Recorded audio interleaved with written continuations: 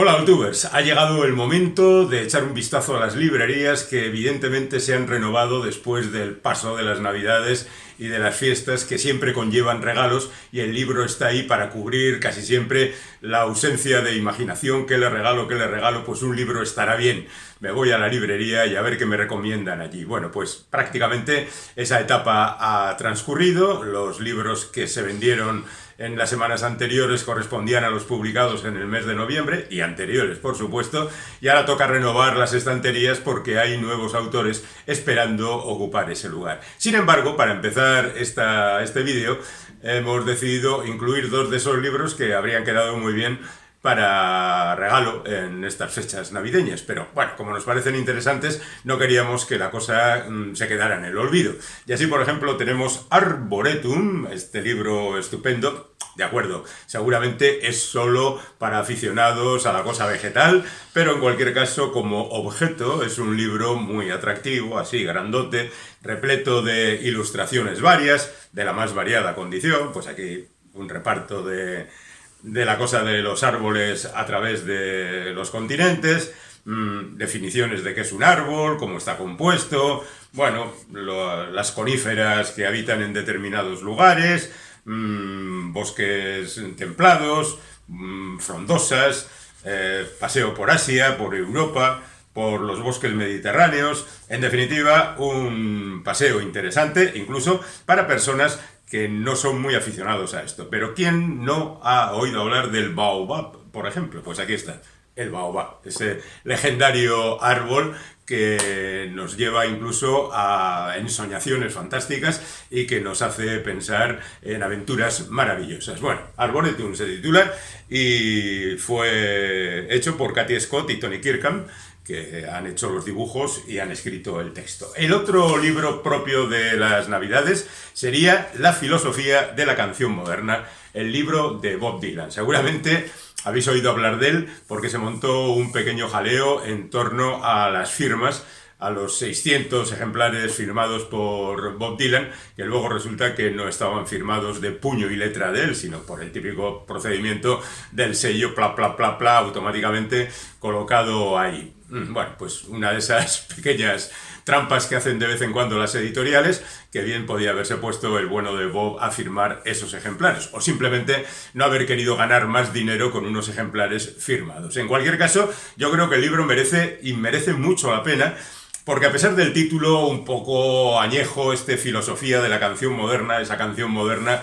sienta ahí fatal, porque es un término que ya no se utiliza, aunque sí se utilizaba cuando estas canciones curiosamente llegaban a la fama y se convertían en algo representativo de la época. Aquí hay un repaso de las canciones que de alguna manera influenciaron a Bob Dylan en sus principios. Es decir, que la mayor parte de estas canciones en realidad no pertenecen al rock ni a disciplinas semejantes. Bueno, sí, por supuesto, está Elvis, está Little Richard, está absolutamente toda la plana mayor de los que hacían rock en los años 50 y 60, pero también están los crooners, está Sinatra, Dean Martin, está gente como Eddie Fisher, gente desconocida, y por ejemplo muchos practicantes del blues, que ya sabéis que es algo que a Dylan siempre le ha impresionado y que siempre ha seguido en la medida de lo posible. Pero es que además el libro, no sé quién lo ha escrito, seguramente ni siquiera lo ha escrito Bob Dylan, pero tiene una gracia verdaderamente tremenda porque hace valoraciones de las canciones que son ajenas a lo normal. Y además recoge lo que opinaban los propios cantantes y lo que en algún momento ha significado esas canciones para el público, ¿no? Por ejemplo, el Strangers in the Night echó de las listas de éxitos en Estados Unidos, claro, está visto desde la perspectiva estadounidense, a canciones como el Petty Black de los Rolling Stones o el Pepper Waiter de los Beatles, ¿no? Bueno, ¿eso es un triunfo de la música americana? No, porque el Strangers in the Night era una canción que Sinatra odiaba y además cuenta la historia de cómo Bert Kaempfer, que al final es el tío que se quedó con la titularidad de la canción, no es el autor ni de lejos. En fin, estos trapicheos, y al mismo tiempo el libro va acompañado de un montón de fotografías de la época, a veces de discos, a veces de gente famosa por aquel entonces, y también incluye, por supuesto, portadas de revistas, pero no necesariamente de música. Por ejemplo, aquí está una portada de revista de relatos policíacos. Hay carteles de cine que no tienen más relación que la película se titula igual que la canción que es representada aquí, o aparece la portada de un libro de ciencia ficción de Robert Heinlein porque habla de la luna y la canción es el Blue Moon que canta Dean Martin. Bueno, cosas verdaderamente curiosas, y que al margen de firmas y tonterías semejantes, el libro es muy aprovechable, muy divertido. Seguramente conoceremos el 80% de las canciones que aquí se mencionan, pero también hay algunas desconocidas. Así que hay descubrimientos sorprendentes, historias abracadabrantes, y si tenemos la oportunidad podemos escuchar esas canciones y sumergirnos un poco en el espíritu de la época, años 50, años 60, allá cuando Dylan era joven, e incluso nosotros lo éramos bastante más. Algo que se aprecia últimamente mucho en las librerías es la superabundancia de novelas negras, novelas criminales en general, porque en el mundo de la literatura español parece que todo el mundo se ha puesto a trabajar este género, porque quizá las editoriales han descubierto que es algo que se vende y entonces impulsan a sus autores a que escriban justamente novela negra, y además miman a aquellos que ya la practicaban desde antes. Esto lleva además a la creación de unas series. Hoy tenemos, por ejemplo, algunas novelas de este género que pertenecen a series, que no es la primera de la serie, pero que, bueno, como es bien sabido, en estos casos estas novelas se pueden leer individualmente. Vamos allá con algunos ejemplos e iremos comentando también las peculiaridades del género. Aquí tenemos a Greta Alonso, que no sabemos quién es. De hecho, no sabemos quién es porque la autora aparece de espaldas, no quiere mostrar su verdadera personalidad, no quiere mostrar su rostro, no quiere que la conozcan. Ella es ingeniera, pero le ha dado por la literatura y esta es su segunda novela. Policíaca, por supuesto, La dama y la muerte. Un pincel que anuncia que esta novela está más o menos ambientada en el mundo del arte, pero por supuesto hay asesinatos, y el asesinato al principio es el de un deportista. ¿Qué tiene que ver el deporte con las bellas artes? Pues lo descubriremos a través de la novela. Como siempre digo, hay novelas de estas que he leído totalmente, otras que no he leído en absoluto y otras que he leído parcialmente. De esta he leído un poquito, las primeras páginas, las primeras 30 páginas. Bueno, está escrita correctamente, aparece el muerto, los muertos para ser más exactos, en las primeras páginas, y a partir de ahí habrá que investigar. Yo la primera novela de Greta no la he leído. Me parece que tiene un estilo funcional, bien para leerlo tranquilamente. La voy a seguir leyendo y espero que a vosotros también os sirva como guía en el proceloso mundo de la novela negra española que últimamente abunda por todas las librerías. De esta he leído alguna página más, algo así como 150 aproximadamente. El autor es Javier Díez Carmona, que ya había publicado libros anteriormente. El anterior también lo he leído, se titula Justicia. Es un escritor bilbaíno que ambientaba aquella historia en Bilbao y está pues en los alrededores. Lo cierto es que me parece esta novela bastante más interesante que la anterior, cosa lógica porque los autores por supuesto van evolucionando y van evolucionando hacia mejor, y en consecuencia podemos disfrutar de la veteranía de algunos de ellos. ¿Qué es lo que se cuenta aquí? Pues un montón de cosas, porque lo cierto es que a veces acusamos a películas y a novelas de tener solamente una línea argumental y con eso querer rellenar páginas y páginas y minutos de película, pero en este caso no ha lugar, porque por ejemplo empezamos con una profesora cuya novia ha desaparecido y cree que la ha abandonado. A continuación recordamos a un personaje de la novela anterior, que es un cubano que se llegó hasta Euskadi para seguir la pista de su hijo y trata de que su nuera le deje ver a su nieta. Tiene problemas en ese sentido, y además un amigo cubano le llama para que investigue la desaparición de una chica cubana que ha desaparecido en algún lugar de Euskadi. Él llama a una miembro de la Ertzaintza que tiene también problemas, en este caso con su hija adolescente, y le dice por favor que investigue el asunto de su nieta, y al mismo tiempo se produce el asalto a otra mujer en los alrededores de la primera escena y aparece una señora de 94 años con una escopeta. Bueno, en definitiva, que pasan montones de cosas en esta novela que se titula Solas, de la que ya digo, he leído, digamos, una tercera parte y la verdad es que me está entreteniendo mucho. Hombre, pues tampoco estamos para decir que es, yo que sé, Raymond Chandler, pero en cualquier caso, pues es una novela muy entretenida que dejo ahí a la consideración de todos nuestros amigos. En el caso de Yvonne Martín, he llegado hasta el final de la novela. Yvonne Martín empezó escribiendo libros de rutas, luego pasó a la novela histórica y después se decantó por la novela policial. Escribió una tetralogía con una protagonista, con una escritora, pero de un tiempo a esta parte, ya bajo los auspicios de la editorial Plaza Janés, está escribiendo otra serie con gente relacionada también con la Ertzaintza, un departamento de crímenes especiales que se ha inventado el autor y que, al igual que en la novela anterior, pues va adquiriendo madurez en cada novela que escribe y cada una de ellas es más interesante. Se pueden leer independientemente. El ladrón de rostros pues se ambienta en Oñati, en los alrededores de Aránzazu. Hay un crimen ritual que parece emparentado con los apóstoles de Oteiza, que aparecen en la fachada de la basílica. Y bueno, pues hay un montón de personajes alrededor, incluso políticos que tienen intereses económicos, un poco de corrupción. En definitiva, hay de todo. De todos los autores que he mencionado, yo creo que el mejor de todos ellos es Santiago Díaz, que es un escritor con una potencia tremenda y que también tiene una serie. Empezó con una novela individual que se titulaba Talión, pero poco más tarde escribió una novela, El buen padre, donde aparecía ya Indira. Indira es el título de la tercera novela de la serie y es la protagonista de esta novela. Yo he leído las novelas anteriores de Santiago y puedo hablar de su buen pulso. No he leído ni una letra de esta novela y como tal no sé cómo es, si la intriga es apasionante o no lo es tanto, pero conociéndole de los libros anteriores, la verdad es que estoy seguro de que esta novela es de las que empiezas a leer y te lo pasas estupendamente. Por supuesto, Indira Ramos, que es la protagonista, ha pasado por diferentes circunstancias traumáticas, cree que tiene un tiempo de tranquilidad, pero inmediatamente aparece un cadáver y ya la hemos liado.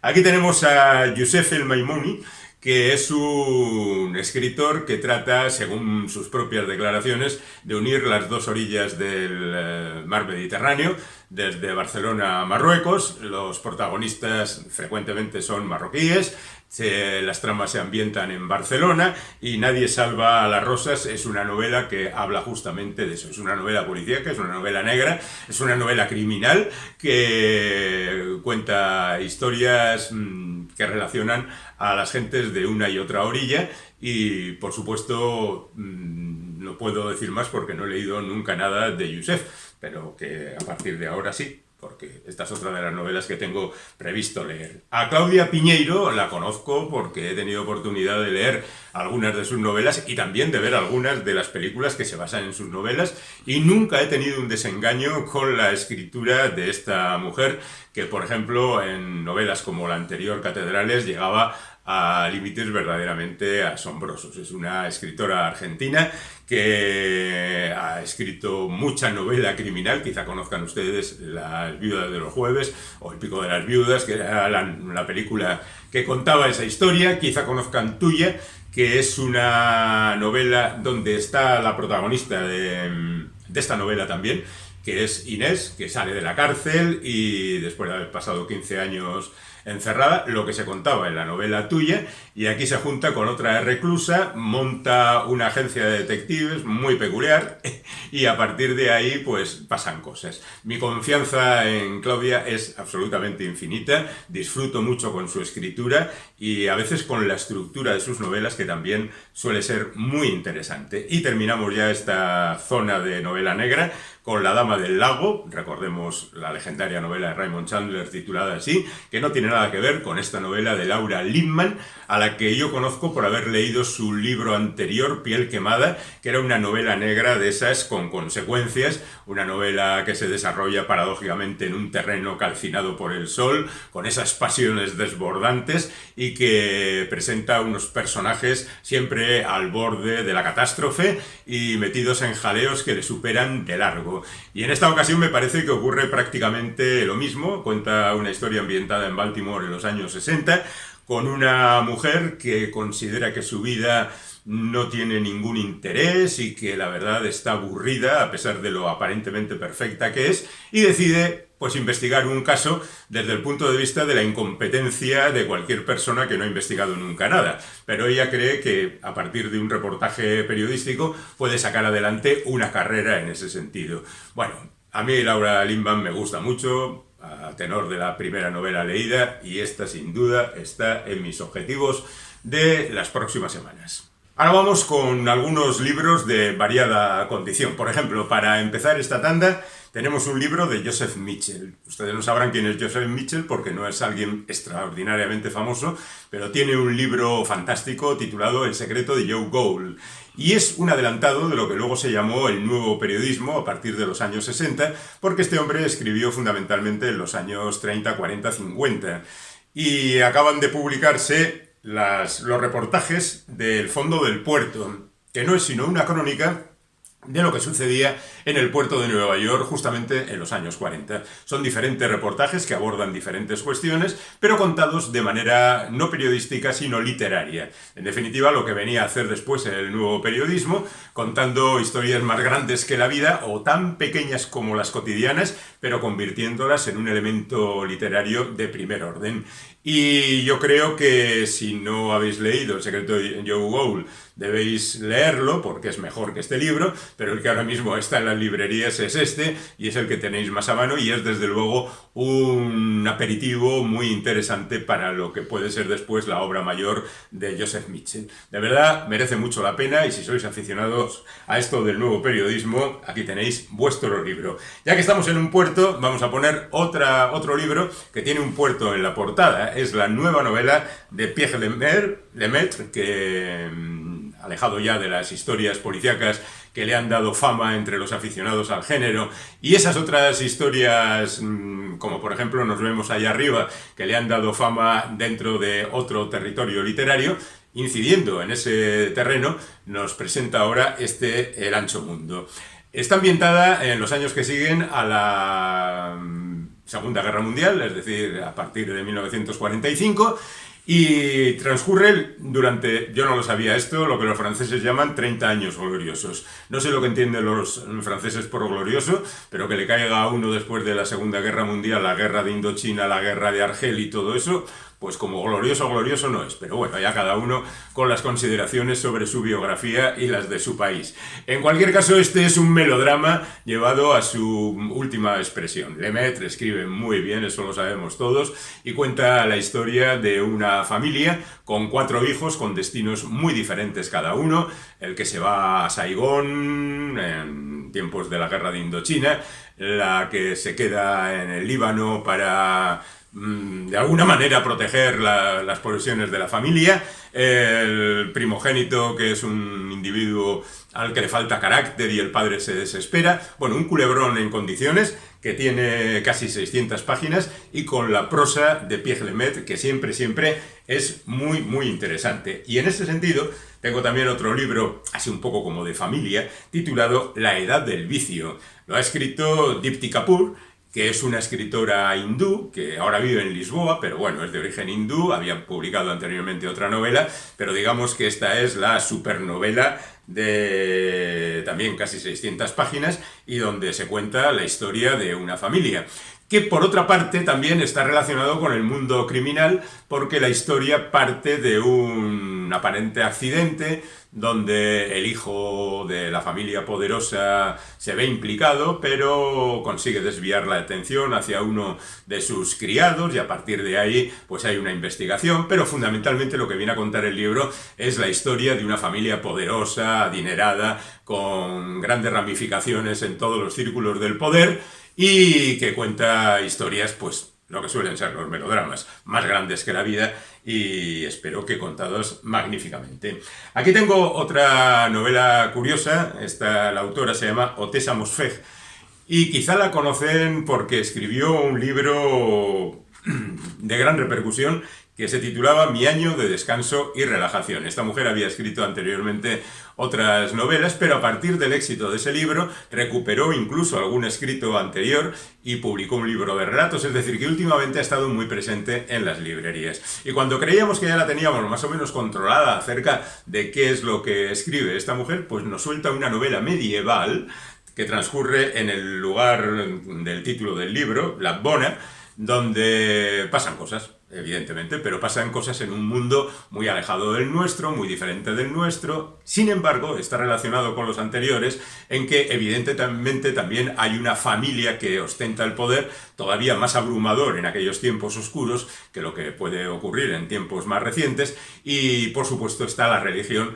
que mete también la zarpa en cada cosa que tiene lugar en los alrededores. Es la típica historia medieval, con todas sus consecuencias y características, pero llevado a través de una visión más moderna de la historia que podía emparentar este libro con los anteriores. Nos vamos ahora con Ray Loriga, que es un autor que surgió hace un montón de años como uno de los renovadores de la literatura española, la modernez del momento. Luego ha hecho multitud de cosas, incluso dirigir alguna película, y ha creado historias en torno a cosas más o menos recientes, contemporáneas, y a cosas antiguas, como por ejemplo Teresa de Jesús, que es una de sus obsesiones. Pero bueno, lo que puedo decir de Ray Loriga, no he leído toda su obra, pero he leído bastantes libros suyos, es que es capaz de lo mejor y de lo peor. Algunos de sus libros me han aburrido mortalmente y otros, sin embargo, me han entusiasmado. Como no he leído nada de Cualquier verano es un final, voy a concederle el beneficio de la duda porque de entrada parece que el tema es interesante. El tema es la muerte, el tema es los últimos días de gente que, bueno, considera por una parte que ya ha terminado su ciclo vital, aunque necesariamente no esté en mala situación, y hay una serie de personajes alrededor que de alguna manera van puntuando lo que esa gente debe pensar acerca del significado de la vida.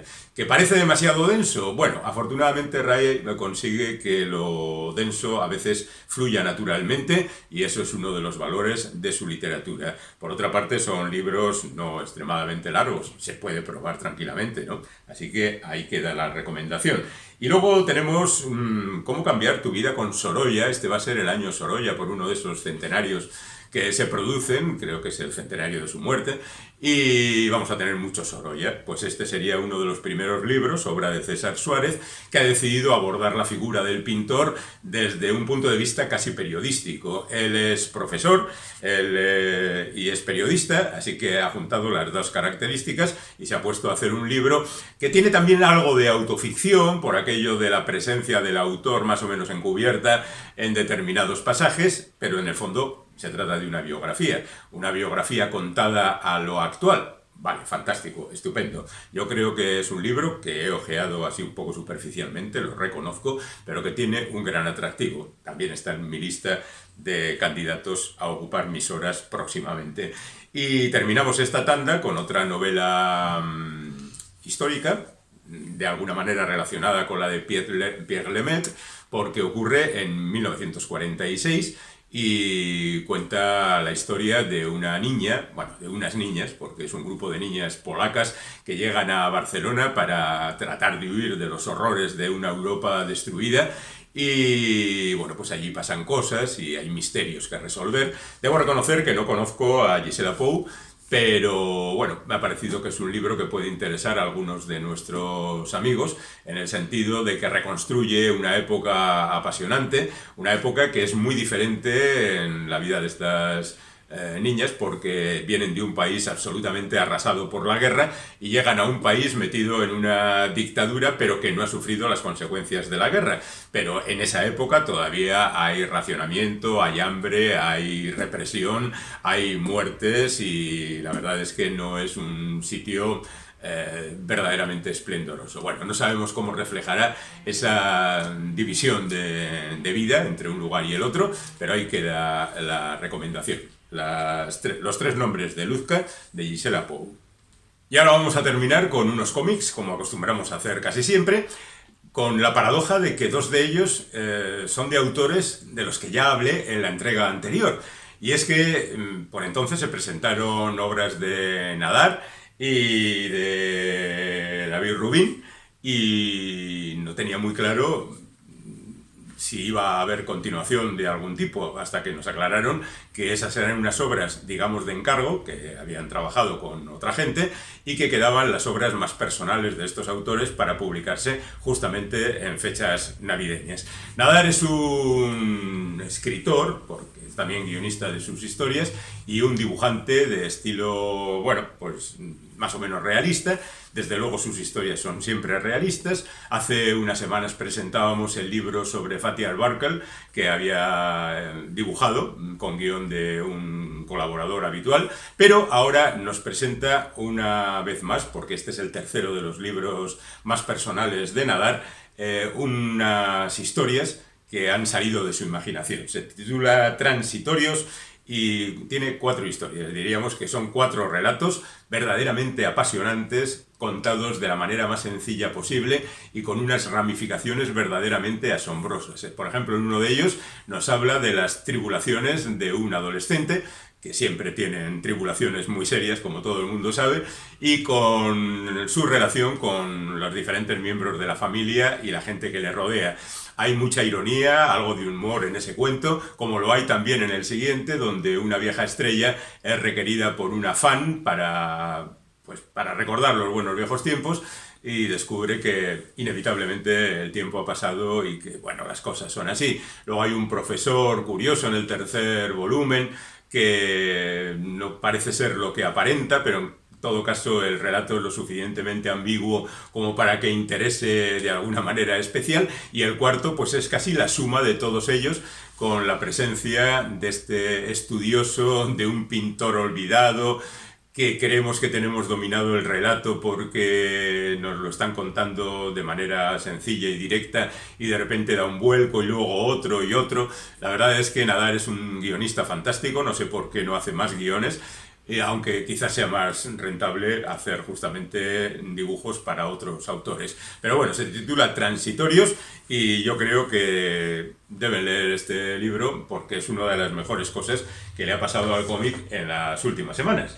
Vamos con el libro de Rubin que decíamos. Hace poco se presentaba Cosmic Detective, que era una historia pues de aventuras más o menos cósmicas al estilo Blade Runner, y ahora de repente nos presenta El Fuego, que es una obra completa de este autor que ha escrito el guión y ha hecho los dibujos.